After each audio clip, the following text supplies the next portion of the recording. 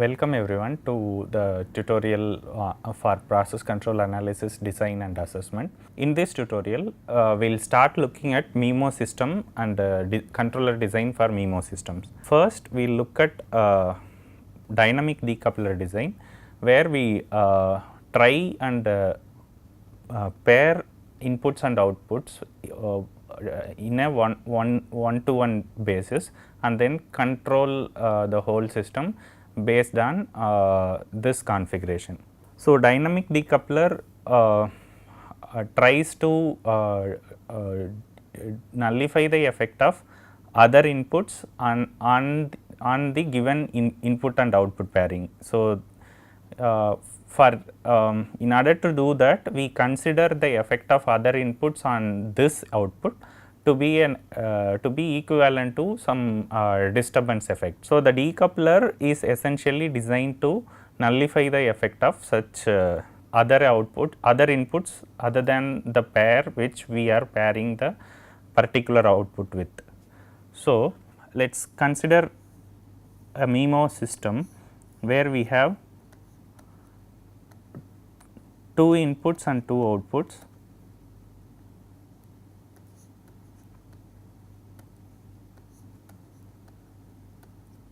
Now, both U1 and U2 will have effect on Y1 as well as Y2.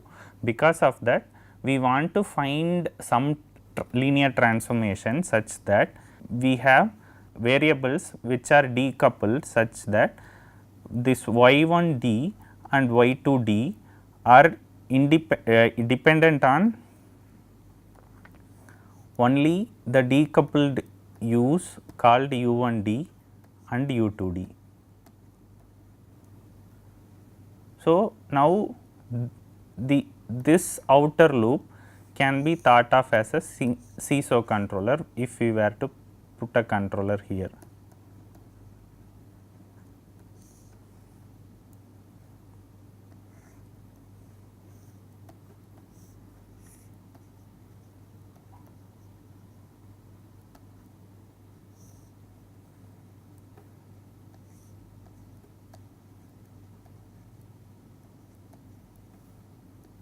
YD set point and Y1D set point are the set points we choose the system to reach.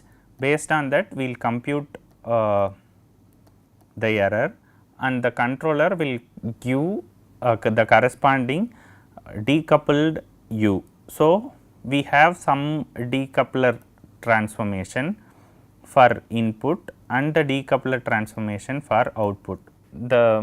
By default, we choose output decoupler to be identity, so that we have a notion of the set point as the objective of the variables y1 and y2. But the di will be we will have to choose di such that the effect of u2, for example, on y1 is 0 and the effect of y1 on u2 y2 the effect of u1 on y2 is 0. So, let us take 2 input 2 output system where we have G11, G12, G21, G22 as the transfer functions multiplying u1 and u2 for y1 and y2. So, we choose the linear transformation matrix such that it is 1 and D12, D21 and 1. So, how we decouple U1 and U2 is like this. So, U1, U2 equal to Di times U1D and U2D. If we were to expand this equation, we will get these two set of equations. Now, you can see U1 of S is U1D of S plus D12 times U2D. Similarly, we have U2. This we can back substitute in these two equations and separate the terms for based on the decoupled input variables u1d and u2d. The dynamic decoupler design works in such a way that the effect of either u1 and y1 or u2 and y2 is made to 0. So, in this case we choose to make the effect of u2 on y1 to be 0. In order for that to become 0, this term has to go to 0. Based on that, we compute d12 as minus g12 divided by g11. Similarly, we have y2 and we eliminate the effect of u1 on y2, and that equation is this, and solving this will lead to d21 of s being minus g21 divided by g22 of s. The important point to note is u1 is u1d of s plus d12 into u2d of s, but y1s is g1 of s plus g11 of s plus g12 of s times d21 of s into u1d. So, this d21 is a function of g21 and g22, and d12 is a function of g11 and g12. Now, we can back substitute and see whether it will decouple properly. So, y of s is g11 times g11 minus g12 into g21 divided by g22 into u1d of s. Now, because we equated this term to 0, this will go to 0. Similarly, we will have y2 of s equals to g22 minus g21 times g12 divided by g11 into u2d of s. Now, so how do we configure and implement such decoupler in Simulink is what we are going to see next. So, here notice that I have given G11, G12 up to G22 as separate individual transfer functions.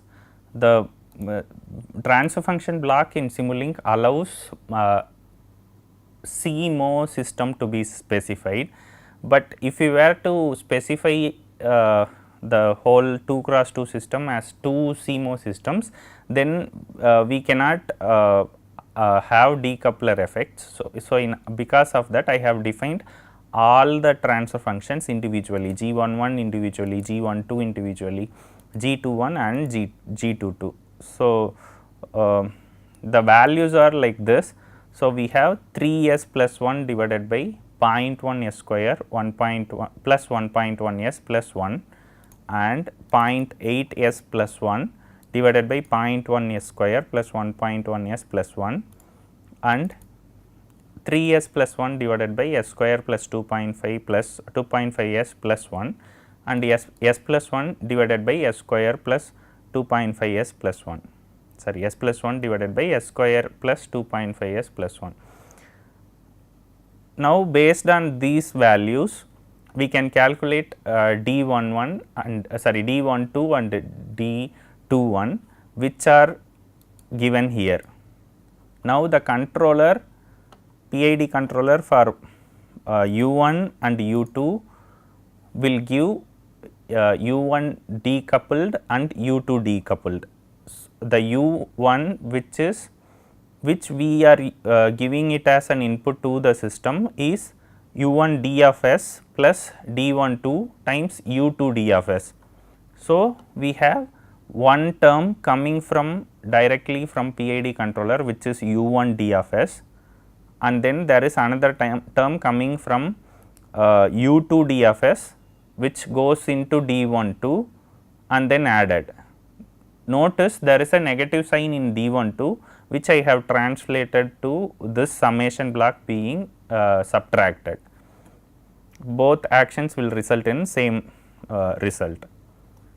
The PID controller design I have designed such a way that we will have simple filter along with typical P, I and D values. So, you can see that let us run the system for 100 seconds and then we will see how the system behaves. So, we have given a unit step input to the system. As you can see, there are initial oscillations and there seems to be some offset which is like 0.2 or something, sorry 0.02 or something. Similarly, you have minimal oscillatory variation in the second output and there is some offset which is 0.02. So, this has to be eliminated through proper design of PID controller, and the effect of the model plant mismatch will be more in these cases where we do dynamic decoupling for MIMO systems. Let us look at another method where we use relative gain array to pair the MIMO system such that we will have reasonable control with minimal offset and minimal computation also. So, the idea is pairing is done based on static gains, and we can compute the static gain values by final value theorem for given for a given transfer function. So, let us suppose we have done that, then we will have y which consists of y1 and y2 is equal to k11 times u1 plus k12 times u2. Similarly, y2 is k21 times u1 plus k22 times u2. We defined some terminology relative gain as Kij divided by Kij dash for all I and j values. Now, this Kij is the gain of the system, Kij dash is the gain of the system where all other transfer functions, all other loops are in closed loop and only the loop in question is in open loop. So, in such case what is the gain of the system is computed as Kij dash. Now, we call the term Kij by Kij dash as Rg relative gain Ij. Again I runs from 1 to n and j runs from 1 to m, they are indices, so they are only integer.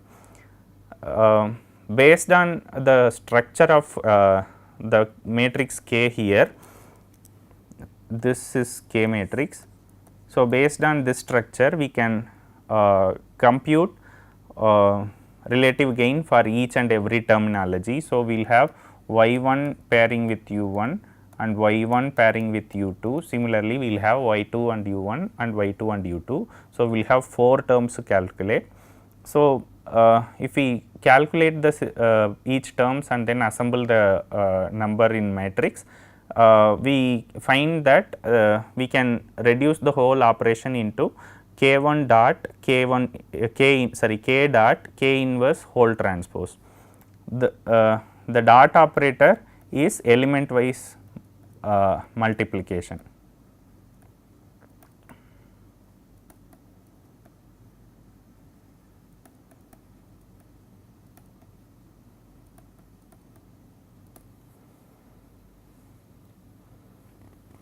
So, we will look at one simulation example, Simulink example, where we use RGA relative gain array based tuning to design the controller. So, as you can see, I have once again configured each and every transfer function individually, and then I have used one PID for controlling each block, but we have to find which type of pairing is the best. So, in order to do that, let us see what each final value is, and we will construct the K matrix, and then we will see how each elements how each input has to be paired along with output value. Now, the final value of this transfer function, which is 0.5659 divided by 1 s plus 0.395 is 0.566 divided by 0.395. Let us calculate what it is. K11 equals to 0.5659 divided by 0.395. So, which is 1.4327. Similarly, the second final value of the second system for unit step change is 0.98 divided by 1.351, which is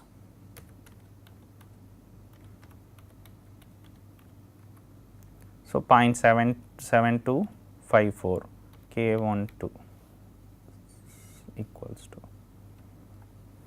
The third element is 1.69 divided by 1.351,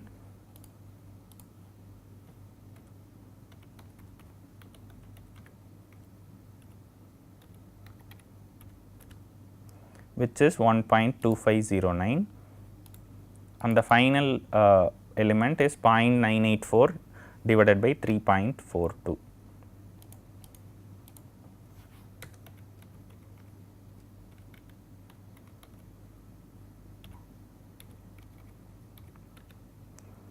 Now, the matrix K is K11, K12, K21 and K22. So, let us compute K dot star inverse of K and transpose. Notice I have used dot star here in order to compute element wise operation, and the transpose is computed when we use the symbol apostrophe. So, we find that the best pairing is the pairing which is contains non-negative close to 1 relative gain. So, here you see the first term which is relating y1 to u1 has negative coefficient, whereas y1 to u2 has positive coefficient. So, we have to pair y1 to u2 and y2 to u1.